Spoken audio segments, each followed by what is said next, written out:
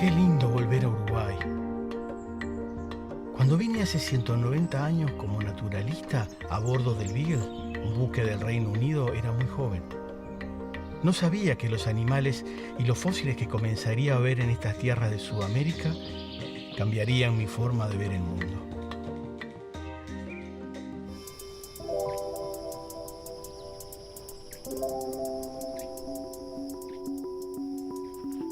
Cuando Darwin llegó a estas tierras, además de animales y plantas, vio otras cosas que llamaron su atención.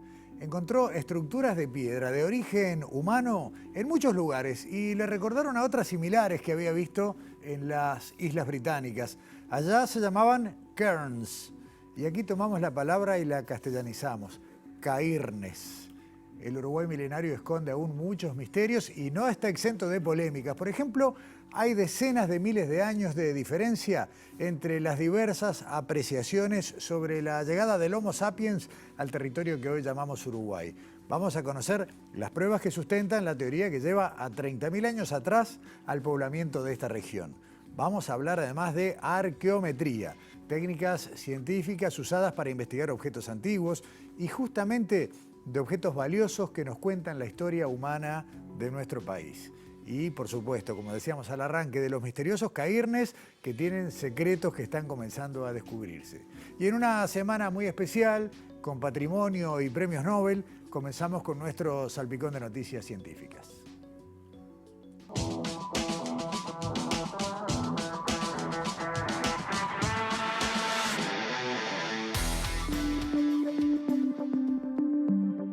Este sábado 7 y domingo 8 de octubre se llevará a cabo el Día del Patrimonio 2023 y varias instituciones científicas abrirán sus puertas al público. La Facultad de Medicina lo hará ambos días con visitas guiadas. También la Facultad de Química, solo el sábado, contará con stands interactivos que muestran parte de las actividades de enseñanza, investigación y extensión que realiza. El Instituto de Investigaciones Biológicas Clemente Estable tendrá el sábado 7 charlas de divulgación y visitas a distintos laboratorios, además de stands. El Institut Pasteur de Montevideo también abre sus puertas el sábado para presentar a las 15:45 la obra de títeres creada especialmente para divulgar ciencia junto a la compañía de títeres Aquí No Más. El Instituto de Higiene y Comedor Universitario abrirán sus puertas el sábado con recorrido por los edificios que son monumentos históricos, el Instituto de Higiene y el Comedor Universitario número 2, situados en el mismo predio. Se podrá recorrer, en otra propuesta, el sendero ecoarqueológico Mainumbí, área protegida humedad del río Santa Lucía, que queda en calle Mainumbí. Al final habrá visitas guiadas el sábado a las 13, 14, 15 y 16. Y cerramos este recorrido científico con megafauna en el arroyo del Vizcaíno. El domingo se podrá visitar la colección paleontológica en el predio del Liceo número 2 de Sauce, Canelones.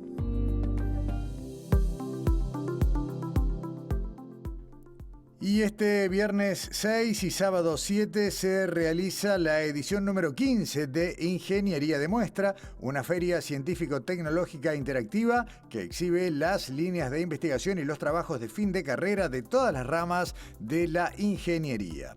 El evento es organizado por Facultad de Ingeniería de la Universidad de la República y también la Fundación Julio Ricaldoni. En este 2023 se cuenta con la coorganización del CENUR Litoral Norte, sede Paysandú. La feria, cuyo tema central este año es la inteligencia artificial, se realizará en Facultad de Ingeniería y también el viernes 20 y sábado 21 de octubre en el Complejo Educativo Paysandú, Zorrilla de San Martín, esquina General Artigas. La programación completa se puede ver en la página web idm.uy.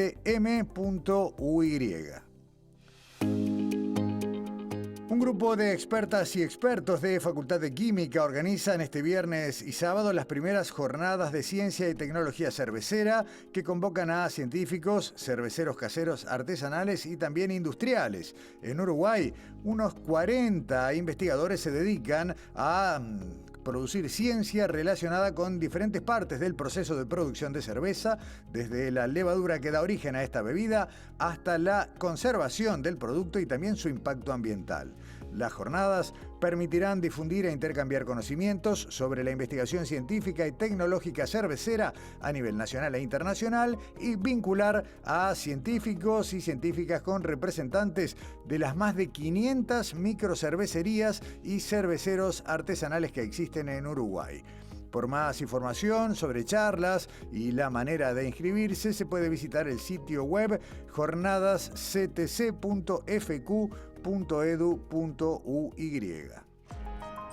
2023 Nobel Prize in Physiology or Medicine. La investigadora húngara Katalin Karikó y el estadounidense Drew Weissman ganaron el Premio Nobel de Medicina por hallazgos que permitieron el desarrollo de vacunas de ARN, claves para combatir el COVID-19, pero que además abren la puerta para el tratamiento de otras enfermedades.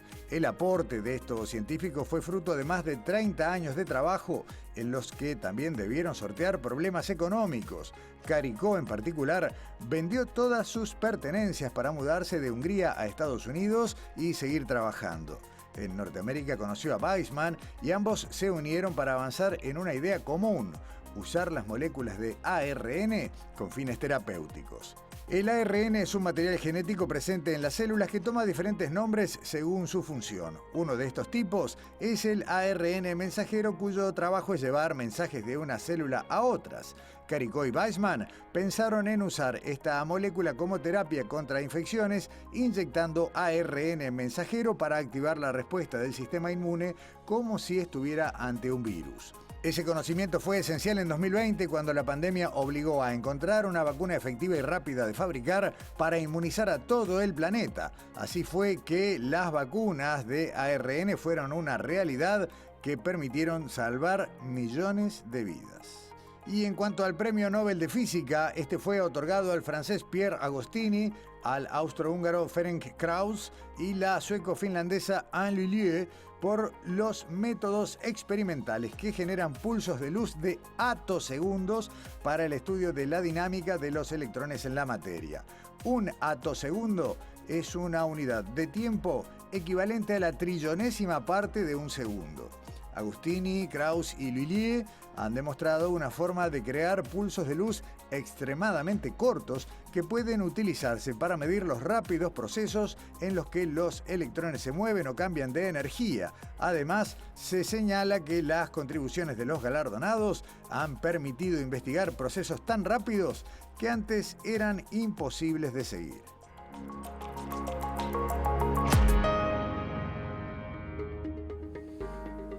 Hace unas semanas pusimos al aire un programa que llamamos Uruguay Milenario y de alguna manera hoy tenemos la segunda parte de la continuidad, Uruguay Milenario 2. En aquel programa Daniela Hirschfeld nos traía un informe, una línea de tiempo en la que ubicamos el principio del poblamiento humano de este territorio que hoy llamamos Uruguay en el año 14.000 antes de nuestro tiempo. Sin embargo, podemos ver hoy una línea de tiempo alternativa en esta placa, y alternativa porque la ciencia es construcción a partir de la discusión. No hay verdades hechas hasta que llegan otras que demuestran que todo se discute con elementos, con argumentos. Bueno, nos vamos a meter en la línea roja ahora, en ese tramo de tiempo que va de los 14.000 a los 30.000 años. ¿Basados en qué? En algo que apareció no muy lejos de Montevideo, algo que pueden visitar incluso este domingo del patrimonio si se llegan hasta la localidad de Sauce en el departamento de Canelones. Richard Fariña, bienvenido una vez más a Sobre Ciencia, gracias por acompañarnos. Un placer estar acá, soy yo el agradecido. Pensé que era Uruguay milenario, por eso no me corté el pelo. No, claro. No sería, pero bueno, podemos evaluarlo. Richard, bueno, paleontólogo, por más que te hemos presentado unas cuantas veces, de Facultad de Ciencia, del área de paleontología.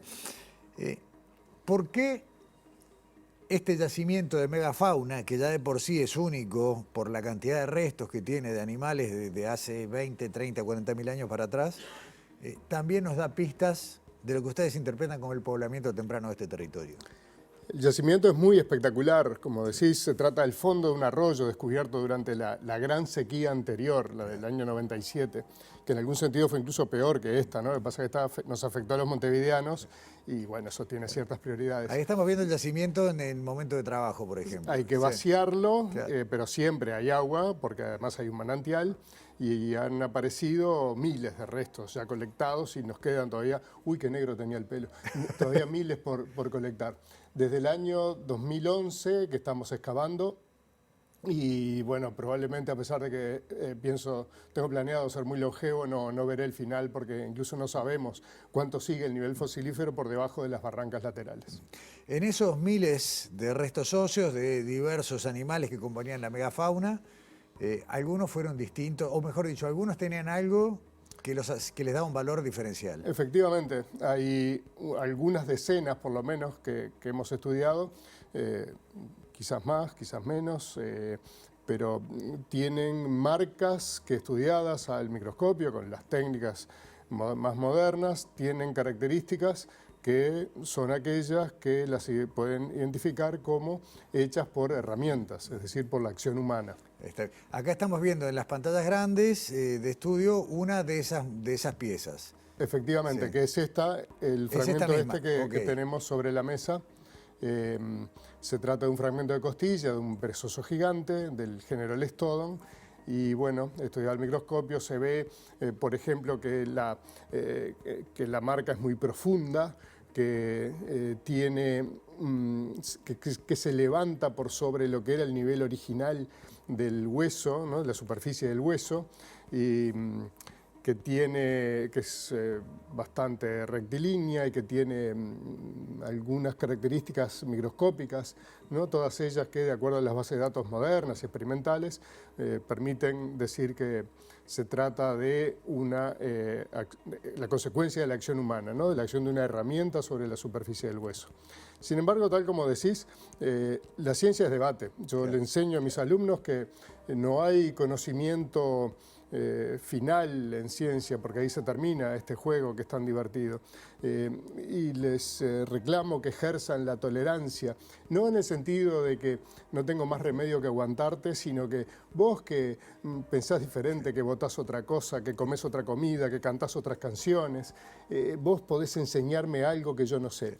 Este tema, puesto que la antigüedad del yacimiento era excesiva, de acuerdo a lo que se sabía en el momento como la presencia humana más antigua en toda América. Hoy el debate ya está en otro plano porque ha habido otros hallazgos, ¿no? Pero justamente ese hecho fue tan importante que despertó comentarios adversos de muchas personas, incluso de algunos que son muy amigos, ¿no? Yo te mencionaba a Gustavo Politis, que es un gran arqueólogo argentino, a Luis Borrero, las dos autoridades principales sobre el poblamiento de América del Sur, ambos escépticos, ambas grandes personas, ambos en su escepticismo han contribuido formidablemente a refrenar mi entusiasmo y a señalarme huecos en mi argumentación que me dieron idea por dónde seguir el trabajo. Richard, sabemos que hubo una coexistencia en el tiempo del Homo sapiens con la megafauna. Digamos, incluso se sostiene que probablemente la acción del hombre puede haber extinguido alguna de estas especies. Y la mujer, exactamente. Cada vez se sabe más que las mujeres también eran cazadoras. Es cierto, es cierto. ¿Cómo sabemos que esto no tiene, digamos, 10.000 y sí 30.000 años? ¿Qué otras pruebas hicieron ustedes? Cómo no, algunos de los restos marcados, ninguno de estos tres en particular, pero otros restos que tienen marcas de la misma naturaleza que estas, fueron datados. Y otros restos también del sitio fueron datados en distintos laboratorios, con distintas técnicas, ¿no? En distintos momentos, y es consistente que la antigüedad, que la cronología de ese sitio tiene algo más de 30.000 años, porque hay una corrección en fin, que la cifra que da el carbono 14 hay que tirarla algún milenio para atrás. Correcto, pero claramente el doble de lo que serían los registros humanos datados de los que hablamos en el programa anterior, ¿no? Sí, hasta un poco más, ¿no? Claro, sí, un poquito más. Sí, casi cierto, el triple en algún caso. Sí. El doble de lo que se aceptaba para toda América de Clovis First, como dicen los estadounidenses. Que el sitio de Clovis, una cultura muy importante en el estado de Nuevo México, en Estados Unidos, bueno, como que no puede haber nada más antiguo que eso. Como te digo, hoy el debate ya está en otro plano, incluso hasta personas ortodoxas han encontrado algo más antiguo que Clovis, y hay algún yacimiento en California de 130.000 años. nos tiraron el chico lejos, ¿no? Se fue muy lejos. Sí. Está bien, las migraciones son lentas, pero lo cierto es que ya estamos mucho más atrás. Me quiero detener en el hueso más chico que trajiste porque tenía alguna particularidad. ¿Ese corresponde a qué animal y a qué parte del cuerpo? Este es un hioides, el hueso que está en la base de la lengua de un perezoso gigante. Se ve una tonalidad diferente porque esta parte fue teñida con oro para pasarla por el microscopio electrónico de barrido y se revela en el hioides una gran cantidad de cortes, muy en el estilo de lo que algunas crónicas etnográficas del siglo XVIII mostraba que los gauchos, cuando mataban una vaca para comer rápidamente, le sacaban la lengua. Quizás se puede interpretar esto claro, en el mismo sentido. Una técnica milenaria de cacería. Acá, una de las cosas interesantes es que ustedes llegan a todo esto desde la paleontología, Efectivamente. no desde la antropología o la arqueología, lo cual los llevó a ser interdisciplinarios. Sí, no. Claro. Igual hay arqueólogos en el equipo, Claro, ¿no? Los trabajos Por que eso, hemos... sumar arqueólogos, Sí. exacto. Sí. Digamos que eso fue la contingencia, Claro. se dio así de que nos pusimos a trabajar, pero hubo arqueólogos en el trabajo que hemos publicado y tampoco es que yo crea que las divisiones entre la ciencia deben ser permanentes ni tan rígidas, ¿no? De hecho, como decía aquel poeta Jim Morrison, hay que pasar al otro lado, ¿no? Hay que romper para pasar al otro lado. Exacto. Y no me puedo cantar porque soy muy malo. Pero el trabajo interdisciplinario siempre... La gente que estudia otra cosa sabe cosas diferentes. Y de ese debate, no, ¿cómo vas a decir eso? Y es allí donde se produce el progreso, ¿no?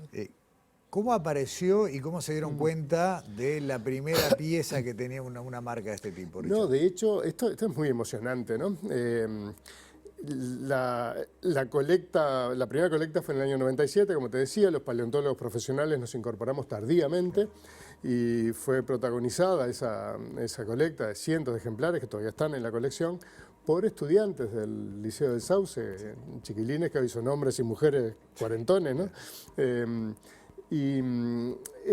Hay un video en VHS que ellos filman y que muestran con una lupa una marca, con una lucidez espectacular. O sea que ya desde la primera colecta aparece un resto con una marca que no tiene... Que llamaba la atención. Claro, que no parecía natural, digamos. Que llamaba la atención. Después un colega español en el año 2000, Alfonso Arribas, del Museo Geominero de Madrid, también lo vio y dijo, tío, esto tiene marcas, ¿no? Refiriéndose a que...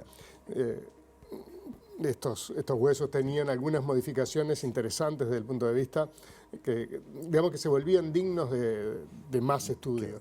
Y efectivamente, hasta con inteligencia artificial hemos trabajado últimamente y hemos publicado, porque claro, quien diagnostica si es un ser humano tiene un entendimiento muy sofisticado, pero precisamente por eso es subjetivo.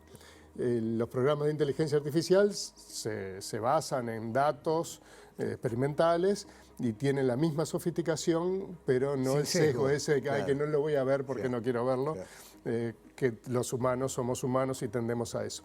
Es digno de destaque que una vez publicado ese artículo tuvimos una réplica de unos investigadores norteamericanos y el debate ese salió publicado en la revista que es la ortodoxia en la materia, que se llama Paleoamérica. Y me encontré con ellos en un congreso en Roma, ahora en julio, y fue espectacular. Fue espectacular, unas personas magníficas con los que planeamos hacer un trabajo conjunto, escribir a dos teclados sobre pros y contras, ¿no? En el debate. Lo que quiero decir es que la ciencia es debate y por lo tanto de ninguna manera las críticas deben ser tomadas de forma individual, a menos que sean personales, en cuyo caso a las órdenes.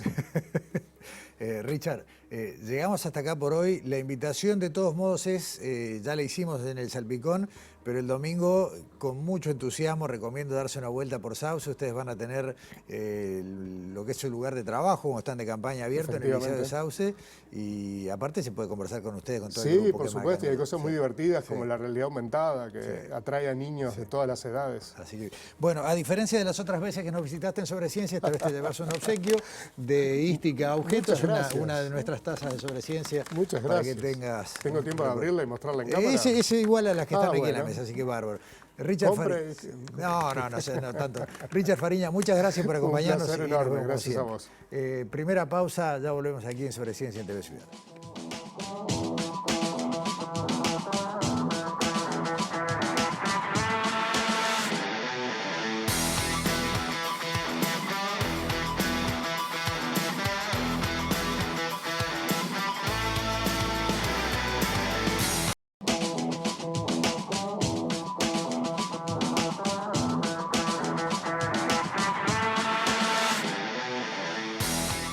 Uruguay Milenario 2 le pusimos de nombre a este programa porque seguimos metiéndonos en lo que pasó en este territorio, pero hace miles de años. Y nos vamos a meter en este bloque en herramientas, en técnicas, y en definitiva en el aporte de la ciencia para que objetos inmateriales nos cuenten una historia. Unimos acá física, química, biología, y a partir de eso podemos conocer una disciplina científica que tal vez hayamos escuchado pocas veces o ninguna, la arqueometría. Bueno, Daniela Hirschfeld preparó este informe. En primer término conversa con la investigadora Laura Beovide, que pertenece al CIRAT, el Centro de Investigación Regional Arqueológica y Territorial, y ella nos contó más sobre esta manera de abordar el secreto, lo que tiene para contarnos una pieza que, insisto, tiene que ver con arqueología, pero también con física, química, biología. Lo vemos.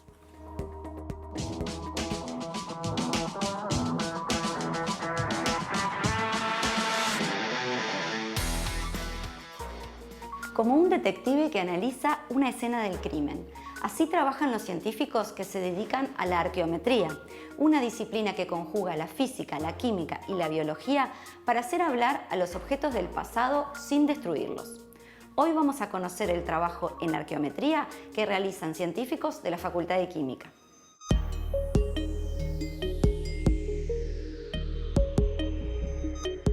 La arqueometría es una disciplina que surge a partir de los años 50. Lo que pasa es que en estos últimos años, como se ha favorecido los estudios interdisciplinarios, ha cobrado mucho énfasis y aparte del propio desarrollo de los instrumentos que te permiten medir los materiales o saber las composiciones que antes no los teníamos. El objetivo de la arqueometría es variado. Si uno quiere saber cómo se hicieron determinados materiales, por ejemplo la cerámica, una olla de cerámica y qué se comió dentro de esa olla hace 2000 años, uno puede estudiar los residuos de la olla, puede saber qué tipo de arcilla se utilizó, de dónde provino, todo eso a partir del dato arqueológico, del contexto del material, pero también a través de un método físico-químico que nos ayuda a entender que las arcillas vinieron de tal lugar o de tal otro para hacer la olla, o qué tipo de residuos tiene la olla que se comió maíz o se hizo un determinado alimento. La ventaja de los estudios arqueométricos es que nosotros por lo general no se destruyen los materiales y se saca mucha información. El carbono 14 es una de las técnicas más populares y conocidas por las cuales se conoce también la arqueometría. El carbono 14 lo que hace es poder medir la antigüedad de un objeto a partir de cuánto se deterioró el carbono en un determinado lapso de tiempo. Hay otras técnicas para fechar o medir, por ejemplo la dendrocronología, que puedes medir los anillos de los árboles para saber qué antigüedad tiene un determinado contexto a partir de la leña o los árboles que se encuentran con sus anillos de crecimiento. Y todo eso se engloba dentro de todos los procedimientos que son arqueométricos porque se conjugan muchas disciplinas para poder no solamente el dato arqueológico, sino el dato químico, el dato físico, el dato biológico. La arqueometría nos permite, a través de ese diálogo interdisciplinario, responder a una cantidad de preguntas. Por ejemplo, hace unos años en Arasatí, en el departamento de San José, se encontraron 2 niños que tenían una cantidad de pigmentos que los cubrieron cuando murieron, ¿no? Eran esqueletos de niños, ¿no? A través de estudios arqueométricos pudimos saber que tenían 6 y 8 años. Pudimos saber que esos pigmentos venían del norte, bueno, del norte del país. También pudimos saber que los moluscos que acompañaban todo ese enterramiento provenían de la costa oceánica y que en ese momento no había. Bueno, y todo eso requirió un estudio arqueométrico, digamos, porque intervinieron diferentes tipos de técnicas, permitieron no destruir las muestras, ¿no? O sea, eso se puede exponer después.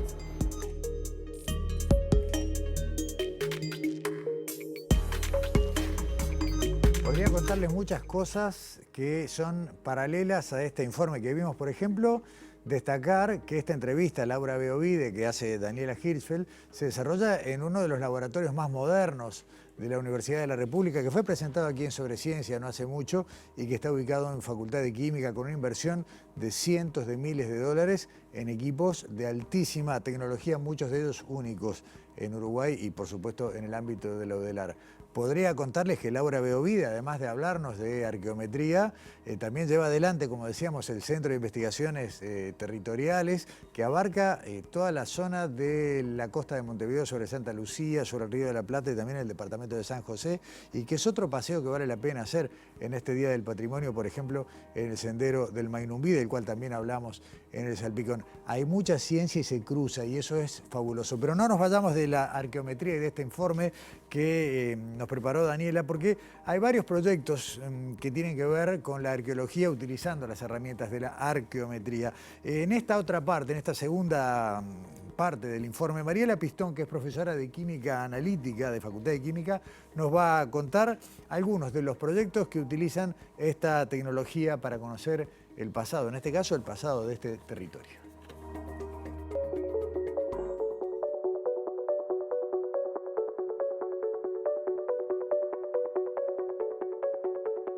En la Facultad de Química contamos con un grupo multidisciplinario que está llevando adelante la línea de arqueometría y nosotros tenemos algunas técnicas que nos ayudan a aportar información sobre estos hallazgos y sobre estas piezas arqueológicas. En particular, trabajamos con difracción de rayos X, fluorescencia de rayos X y espectrometría de Raman. La diferencia básicamente entre las tres, pero que a su vez van a dar información complementaria, es que, por ejemplo, para espectrometría Raman vamos a buscar información sobre materiales orgánicos, qué comieron, si había algún compuesto o alguna prenda textil, si los pigmentos con los que pintaban eran de origen natural, vegetal, por ejemplo.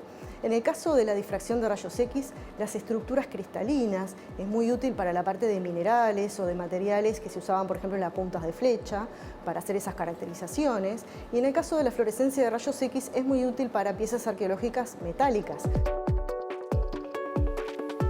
Nos gusta también hacer notar que esta línea de investigación trabaja mucho sobre objetos encontrados en nuestro país, ¿verdad?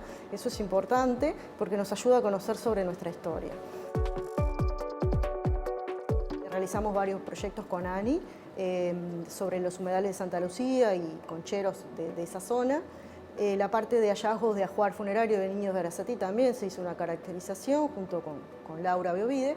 Y por otro lado, hemos establecido algo así como llamar diálogos arqueométricos con el Palacio Taranco. Ahí hay una colección muy grande y también se trabajó en la conservación, porque aquí no es solamente el saber de la composición, sino también cómo conservar esos objetos antiguos en las mejores condiciones.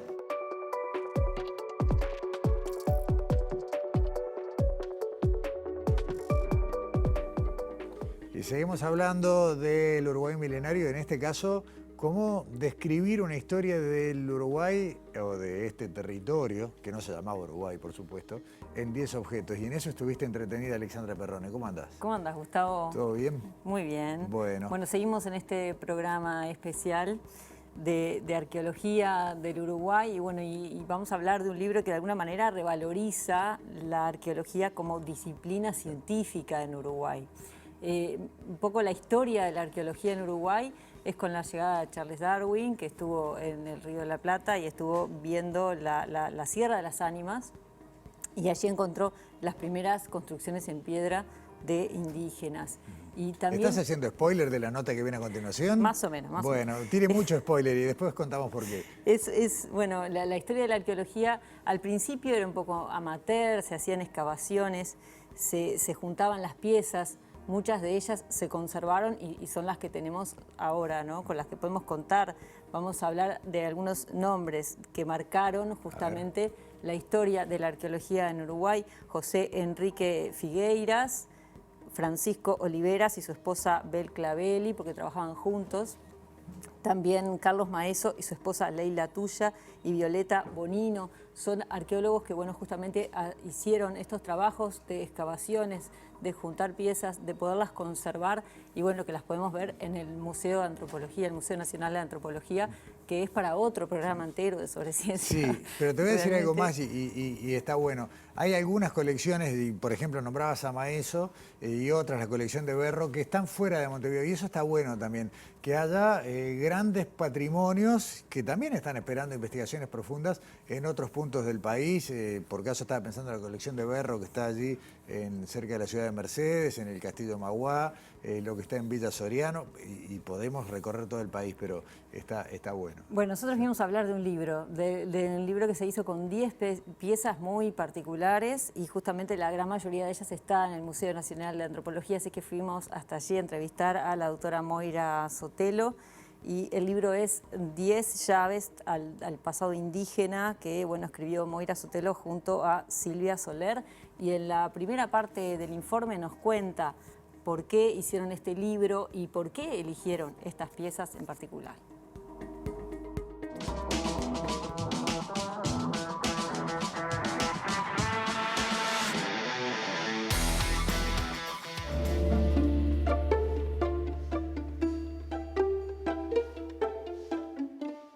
El libro 10 llaves al pasado indígena es una idea que tuvimos con Silvia Soler, que es escritora y con quien venimos trabajando desde hace años en proyectos de divulgación científica, que junto con Pablo La Rosa, el fotógrafo, y Fidel Esclavo, el diseñador, nos presentamos a los fondos concursables del Ministerio de Educación y Cultura y obtuvimos la financiación para hacer un libro de piezas arqueológicas.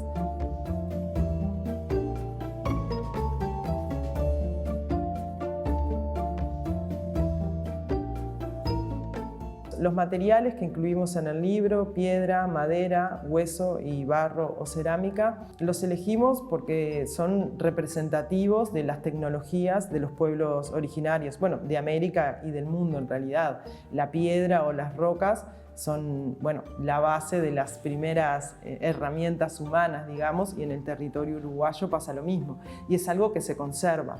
Por ejemplo, una punta de proyectil como la que está en el libro, una cola de pescado, es un arma que tenía un mango, un astil, porque se lanzaba con el brazo o con un propulsor. Lo que se conservó es la parte de piedra, la punta del proyectil, digamos.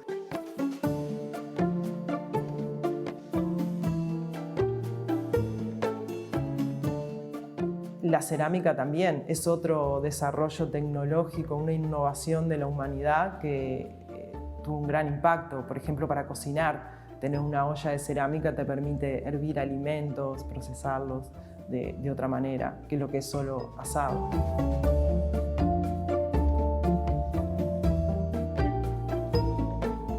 Y la madera y el hueso también son recursos de la naturaleza enormemente utilizados por los pueblos originarios. En el caso del hueso, los animales se usaban con diferentes fines, se vinculaban los pueblos de diferente manera, desde los cueros para hacer ropa, bolsos, toldos. Con los huesos se hacían desde puntas de proyectil, armas diferentes, y nos parecía que también representaba otro elemento importante para la humanidad, que se conserva menos que evidentemente que la piedra y la cerámica, pero a veces se conserva. Y la madera lo mismo. La madera es enormemente utilizada por los pueblos indígenas, pero de muy difícil conservación. Entonces la canoa, que está en el MAPI, que fue encontrada en el Queguay, nos parecía importante de incluir porque si bien se conservan muy poco, se conocen pocas canoas en Uruguay, 3 o 4 creo, los grupos de aquí eran canoeros. Los charrúas eran grupos canoeros, la mayoría del Uruguay está lleno de cursos de agua y la canoa fue un medio de transporte importantísimo.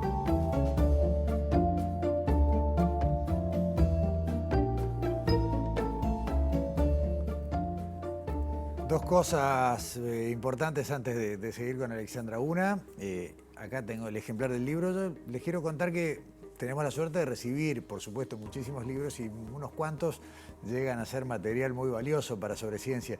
Este además además de todo lo que tiene, es muy disfrutable de leer, el cruce de ciencia y narración en las distintas miradas, la historia de las piezas, es un libro muy valioso. Y la otra cosa que les quiero contar es que vamos a hacer algo rarísimo, que es compartir este informe y luego vamos a recibir para hablar de otra investigación a Moira Sotelo aquí en estudios. Pero dicho esto, Alexandra, sigamos avanzando con esto. Bueno, sí, seguimos hablando del libro, que es además una pieza de arte indígena, ¿no? Que también para poder trabajar en el aula, para el público en general, como decías tú, muy disfrutable, que nos cuenta un montón de historias de estas piezas y de la historia de cada una, la trazabilidad de cada una de las piezas. Y bueno, en la última parte del informe, Moira nos habla justamente de características particulares de alguna de ellas. A ver.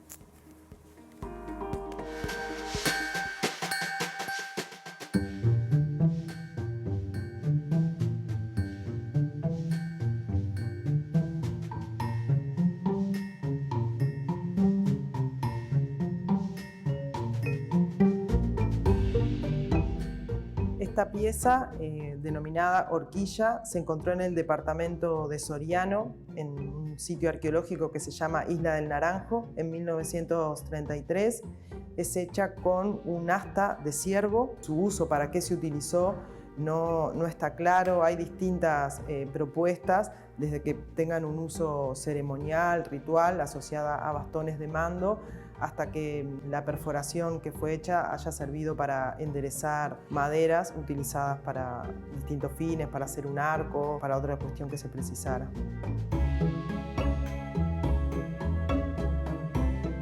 Esta pieza es un diente de jaguar, un colmillo que fue decorado en ambas caras y tiene una perforación y se ha interpretado como que puede ser un dije colgante. Además que hay varias piezas de ese tipo que tienen la misma característica de haber sido perforadas.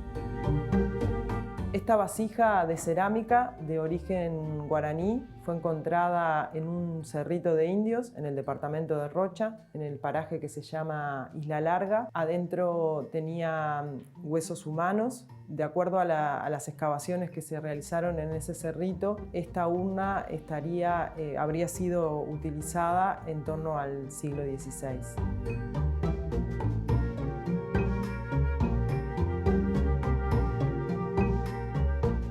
El ñacurutú es una escultura hecha en cerámica. Fue encontrada en Juan Lacase, en la desembocadura del arroyo Sauce, en el departamento de Colonia. Se asocia a una tradición arqueológica conocida como Goya Malabrigo o ribereños plásticos, que se caracterizan por elaborar este tipo de esculturas con formas de animales.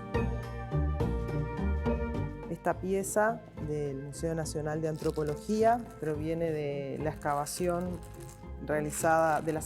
realizadas por el Rescate Arqueológico de Salto Grande en la década del 70, en el sitio Bañadero, que hoy se encuentra bajo agua porque fue inundado por el lago de la represa.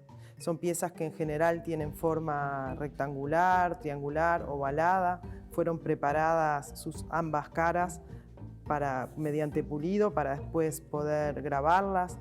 En general las placas grabadas tienen motivos geométricos, abstractos, con puntos, líneas, zigzag. En el caso de esta, la que elegimos para el libro, está tallada en ambas caras.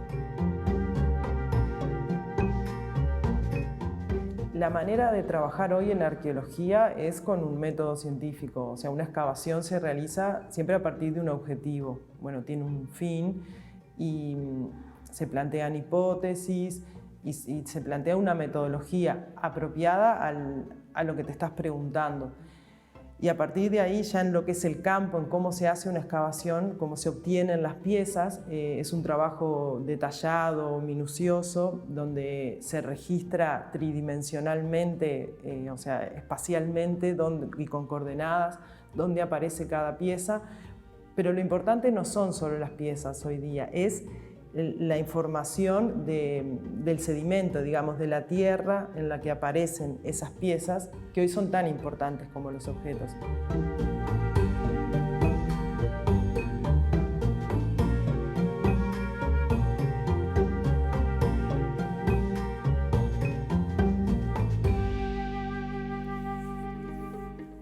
Museo Nacional de Antropología lo podemos recomendar o bien para el fin de semana del patrimonio o bien para cualquier día. Exactamente. Porque sí. no hay que Como esperar. te decía, es para claro, todo otro claro. programa de Sobre Ciencia y queremos agradecer a Karina Erchini, que es la directora del museo, que recibió a todo el equipo de rodaje de Sobre Ciencia. Excelente. Alexandra, si me enganché con la historia, el libro está en librerías. Está en todas las librerías. Perfecto. Bueno, muy bien, muchas gracias. Hasta la semana que viene. Pausa y a la vuelta hablamos de los cairnes. No se vayan.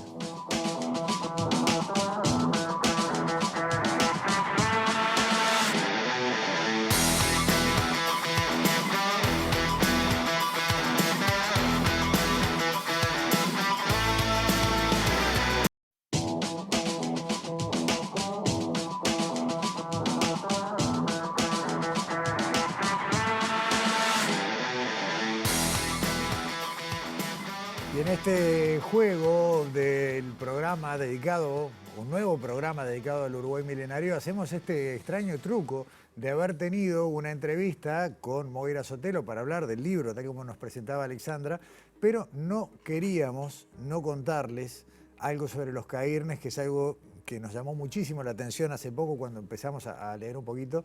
Y bueno, la que sabe de cairnes es Moira Sotelo. ¿Qué va a hacer? Bienvenida, Gracias. Moira. Gracias por acompañarnos en estudio. Moira Sotelo es profesora adjunta del Departamento de Arqueología del Laboratorio de Arqueología del Paisaje y Patrimonio, el LAPU, de Facultad de Humanidades y Ciencias de la Educación. Primero, no sé si preguntarte qué son los cairnes y bichaderos o la historia de la palabra, que las dos cosas me parecen interesantísimas. Sí, la palabra cairne deriva de la voz inglesa cairn, que en las Islas Británicas refiere a un tipo de construcción en piedra, de acumular piedras con alguna intención. Las hay de distinto tamaño, altura, forma. Y bueno, y en Uruguay se castellanizó la palabra y conocemos como cairne a los montículos y anillos de piedra que construyeron los indígenas en las cimas de los cerros y en las sierras. ¿Hay referencia de antigüedad, por ejemplo? A ver, perdón, vamos a empezar por el principio. Es algo que a pesar de que está ahí desde siempre, digamos, el ojo científico los empezó a mirar hace poco. Sí, estaban en los pioneros de la arqueología uruguaya de finales del 19, Figueiras, quienes prestan atención a las piezas, también prestan atención a la arquitectura en piedra y en tierra que hay en el territorio. Pero bueno, a medida que se generó la arqueología en Uruguay, van incorporándose temas a la agenda científica, digamos, y en un momento los cairnes los empezamos a mirar como una de las formas de ocupar la sierra por parte de los incluimos en los circuitos de vida de los indígenas, así como aleros, cuevas, bueno, también construían en las sierras. Mientras te pregunto esto, vamos a ver primero un mapa, porque en realidad los cairnes están ubicados en buena parte del territorio uruguayo. No son de una región o de un área, sino que están, por lo menos según el mapa de lo que hay relevado, en más de la mitad del territorio. Sí, en departamentos, en 13 o 14 departamentos, en zonas de sierras y de cerros, porque es donde hay piedra para construir en general. Entonces, bueno, se trasladaron rocas para poder hacerlas en lugares altos principalmente. ¿Están relacionados con alguna cultura en particular? ¿Qué es lo que han podido ir suponiendo? A partir de la documentación histórica y también de las excavaciones arqueológicas, pensamos que puedan corresponder a los guenoas, también conocidos como minuanos, al menos, pero también hay referencias a charrúas o incluso a guaraníes construyendo este tipo de estructuras.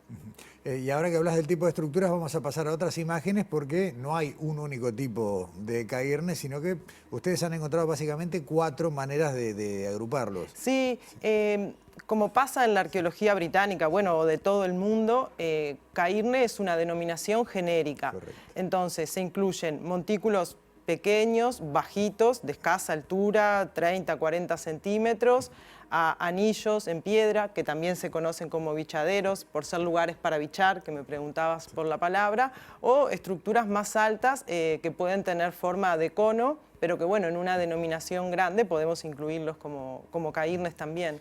Para referencia, los conos son los que tal vez mucha gente, o por lo menos unos cuantos, hayan visto en el sitio conocido como es el Valle del Hilo de la Vida. El Valle del Hilo de la ¿no? Vida, exactamente. Hasta donde yo sé, no se han excavado conos en Uruguay a la fecha, por lo cual es difícil conocer su cronología. Hay una aproximación de una colega a través del estudio de los líquenes, que los de minas podrían ser de finales del siglo XVIII, lo que no quita que sean también, hay un momento que se mezcla lo europeo, lo indígena y lo afro también en la arquitectura. Entonces probablemente haya formas indígenas previas al siglo XV y XVI, es decir, previas a la llegada europea, pero bueno, en un momento se empiezan a mezclar las técnicas y a mezclar manos de obras con ideas para construir también. ¿Para qué servía? Al haber de distintas formas, pensamos que tienen distintos fines también. Un uso, el más conocido para los montículos, es el de tumbas o cementerios, que los indígenas tenían por costumbres enterrar a sus muertos en cementerios construidos con rocas, que se trasladaron intencionalmente al lugar para generar esas formas. Entonces, eso los convierte en lugares de peregrinación, de encuentro, en lugares rituales. Probablemente en estos sitios se hacían ceremonias, se danzaría, se celebraría, pero también hay otras que parecen tener como un uso más productivo, digamos, que pueden ser para esconderte, para cazar.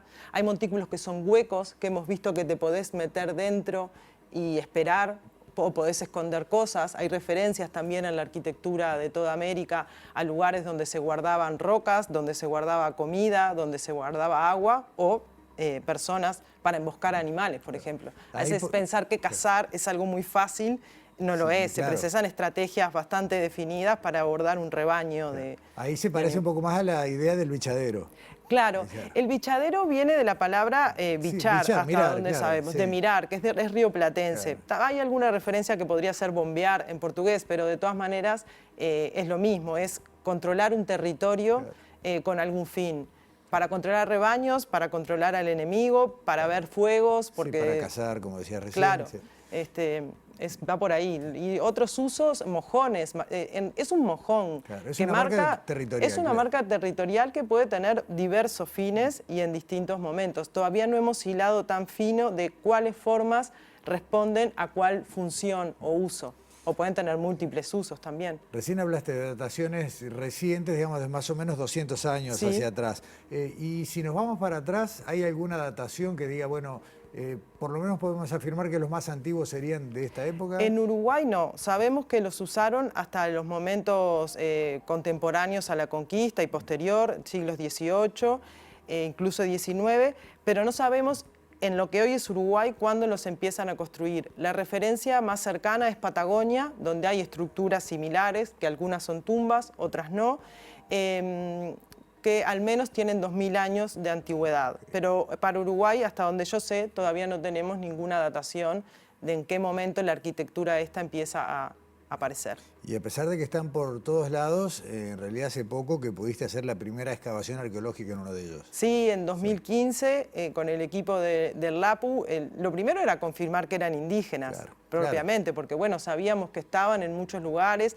los habíamos identificado en los últimos 4 años en 13 departamentos de Uruguay, por lo menos. Y bueno, lo primero que confirmamos es su manufactura indígena, de las que son estructuras monticulares bajas, que llamamos nosotras, porque bueno, tienen lascas, instrumentos, una boleadora partida, instrumentos, objetos que sabemos que son de manufactura indígena. Y a su vez dataciones sobre materia orgánica, porque no encontramos huesos, tenemos 4 dataciones, que señalan eso, que fue usado o abandonado al menos hasta el siglo XVII aproximadamente, o XVI. Antes que ustedes, ¿se conoce algún intento, digamos, sistemático de investigar o de excavar? Ya en la década de los 80, Jorge Femenías, que fue un pionero también de la arqueología uruguaya, no excavó, pero sistematiza referencias donde podrían haber aparecido huesos. También Antonio Lezama excavó uno en Colonia, un bichadero, que también encontró material indígena. Pero bueno, la cronología es algo que todavía hay que seguir profundizando. Bien.